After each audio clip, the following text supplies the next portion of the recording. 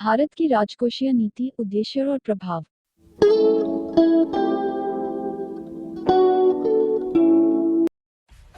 Subscribe कीजिए हमारे channel को और बेल आइकॉन को दबाइए हमारी लेटेस्ट वीडियो सबसे पहले देखने के लिए।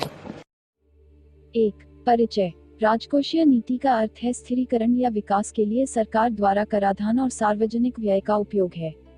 कुलबस्टन के अनुसार राजकोषीय नीति का अर्थ सरकारी कार्रवाई द्वारा इसकी प्राप्तियों और व्यय को प्रभावित करना है, जिसे आमतौर पर सरकार की प्राप्तियों के रूप में मापा जाता है। यह अधिशेष या घाटे के रूप में होती है।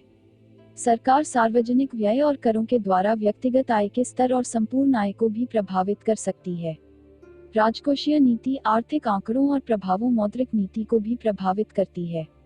जब सरकार अपने खर्च की तुलना में अधिक आय प्राप्त करती है तो इसे अधिशेष के रूप में जाना जाता है।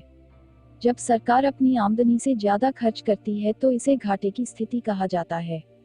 इस अतिरिक्त व्यय को पूरा करने के लिए सरकार घरेलू या विदेशी स्रोतों से उधार लेती है, बॉन्ड जारी करती है और नई मुद्रा को भी प्रिंट करती है।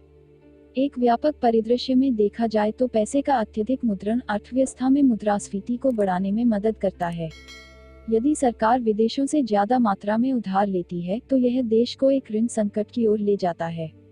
ज्यादा मात्रा में विदेशों से उधार लेने से देश के विदेशी मुद्रा भंडार पर दबाव बढ़ता है और देश का भुगतान संतुलन बिगड़ सकता है। इसलिए कुल मिलाकर यह कहा जा सकता है राजकोषीय नीति एक दुधारी तलवार है, जिसे बहुत ही सावधानी से चलाने की जरूरत है। 2. भारत में राजकोषीय नीति का मुख्य उद्देश्य। भारत की राजकोषीय नीतियों के उद्देश्यों पर चर्चा करने से पहले सर्वप्रथम यह जानना जरूरी है कि राजकोषीय नीति के सामान्य उद्देश्य क्या होते हैं। राजकोषीय नीति के सामान्य उद्देश्यों नीचे दिए गए हैं। पूर्ण रोजगार की स्थिति को बनाए रखना, मूल्य स्तर को स्थिर रखना, अर्थव्यवस्था की वृद्धि दर को स्थिर रखना, भुगतान संतुलन को संतुलित बनाए रखना, अविकसित देशों के आर्थिक विकास को बढ़ावा देना। भारत की राजकोषीय नीति के हमेशा 2 उद्देश्य रहे हैं। पहला, अर्थव्यवस्था के विकास के प्रदर्शन में सुधार करना और लोगों के लिए सामाजिक न्याय सुनिश्चित करना है। 1. संसाधनों के सही उपयोग द्वारा विकास करना। राजकोषीय नीति का प्रमुख उद्देश्य तीव्र आर्थिक विकास को प्राप्त करना और उसे बनाए रखना है। आर्थिक वृद्धि के इस उद्देश्य को वित्तीय संसाधनों के सदुपयोग द्वारा प्राप्त किया जा सकता है। भारत में केंद्र और राज्य सरकारें संसाधन जुटाने के लिए राजकोषीय नीति का इस्तेमाल करते हैं। वित्तीय संसाधनों को निम्न प्रकार जुटाया जा सकता है। 1. कराधान। प्रभावी राजकोषीय नीतियों के माध्यम से सरकार का लक्ष्य प्रत्यक्ष करों के साथ साथ अप्रत्यक्ष करों द्वारा संसाधनों को जुटाना है। भारत में संसाधन जुटाने का सबसे महत्वपूर्ण स्रोत कराधान है।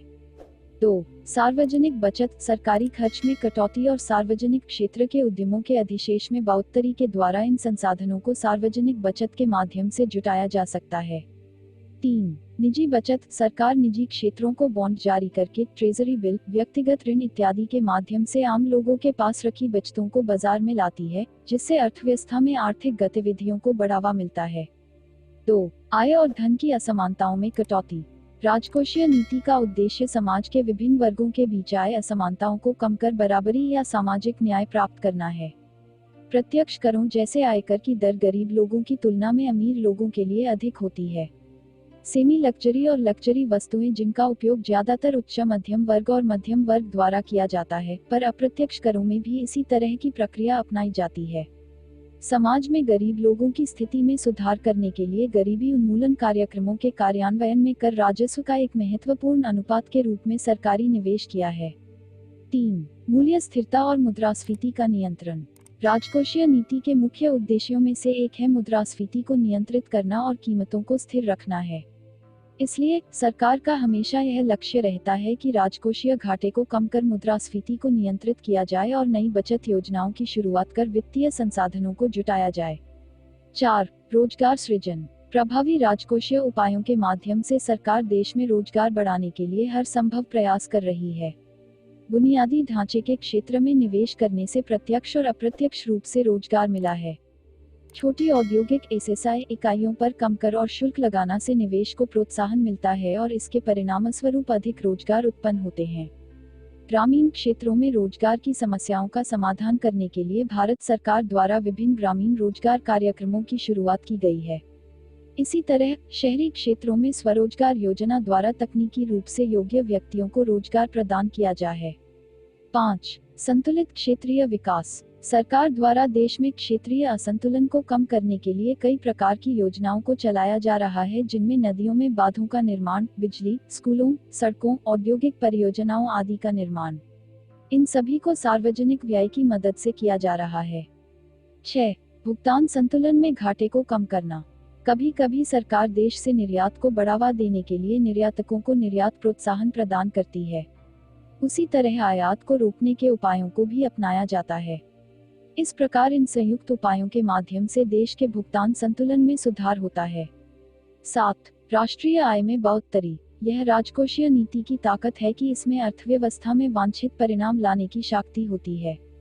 जब सरकार देश की आय में वृद्धि करना चाहती है तो तब सरकार देश में प्रत्यक्ष और अप्रत्यक्ष करों की दरों में वृद्धि कर देती है। इसी तरह कुछ अन्य उपाय भी है, जैसे कर दरों में कमी, ताकि अधिक से अधिक लोग वास्तविक कर जमा करने के लिए प्रेरित हो सके। 8. बुनियादी ढांचे का विकास। जब सरकार लोगों के कल्याण हेतु रेल, स्कूलों, बांधों, बिजली, सड़क जैसी परियोजनाओं पर पैसा खर्च करती है तो इससे देश के बुनियादी ढांचे में सुधार होता है। एक बेहतर बुनियादी ढांचा देश के आर्थिक विकास में तेजी लाने की कुंजी है। 9. विदेशी मुद्रा आय। जब देश की केंद्र सरकार घरेलू बाजार में चीजों के उत्पादन के अलावा कस्टम ड्यूटी में छूट, उत्पाद शुल्क में रियायत देती है तो इससे विदेशी निवेशक आकर्षित होते हैं, जिससे देश में घरेलू निवेश बढ़ता है। अंत में यह कहा जा सकता है कि किसी भी देश की राजकोषीय नीति उस देश के विकास की दिशा तय करती है।